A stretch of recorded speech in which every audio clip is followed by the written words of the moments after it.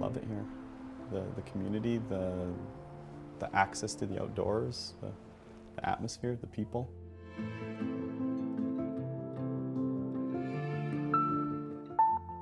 Please excuse this interruption. So just a reminder that Vision 2 is doing a fundraiser. When I came into this profession, you don't really know all of the needs that kids have. I introduce it by just talking about what values are as being something that's important to us. I think the mental wellness of our students is becoming an increasingly prominent issue, one that was clearly visible to everyone. So it was something that we needed to address. You don't see that from the outside until you're teaching, and you find out that kids are coming to school that haven't slept, that haven't been fed, that are going through a whole bunch of things in their lives that are well beyond their age and their ability.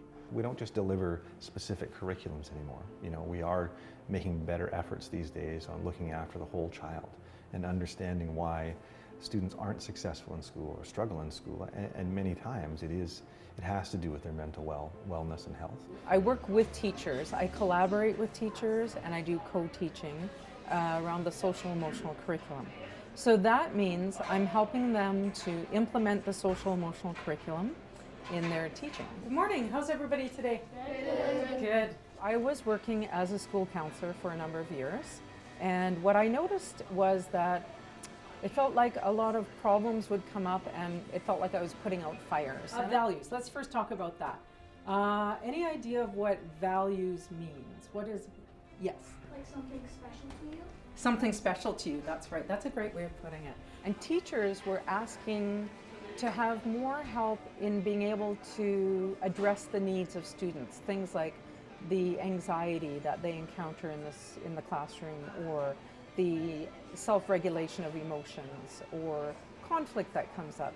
The teachers wanted to have the skills to be able to teach the students how to address these things, which means that I work with teachers on implementing that social emotional curriculum with what they're doing already. Good. I think they should get to work. I think so too. Okay, so maybe socializing. Yeah.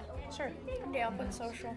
Okay. Socializing, social. One thing that we did earlier on in the year is we identified stressors in our lives, and in the next few lessons we talked about, you know, how to relieve stress, how to manage stress, the difference between good stress and bad stress. Having that other layer, I think, not only supports the kids, but it takes a bit of the pressure off the teacher, because they have access to someone that has more time and more expertise. I would say it is working exceptionally well.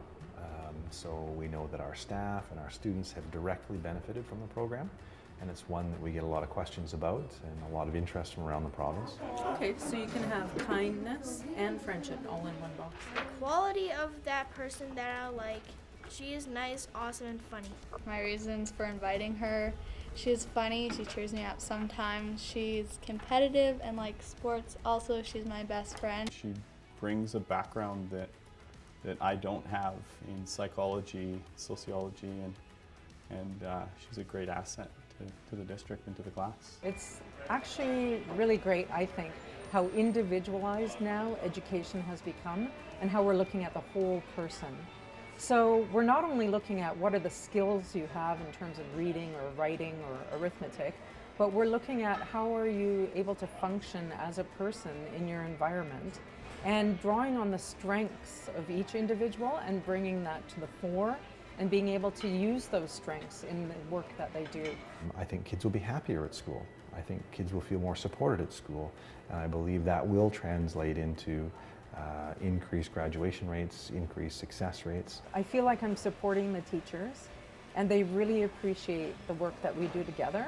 It's increasing that toolkit for us and being able to reach out to those students and understand their motivation or their lack of motivation. I think it is what schools have always been doing. We're just doing it in a very, very deliberate way now. You know, having spent a lot of time working with vulnerable learners in my career, I can absolutely tell you that these kinds of programs make a difference.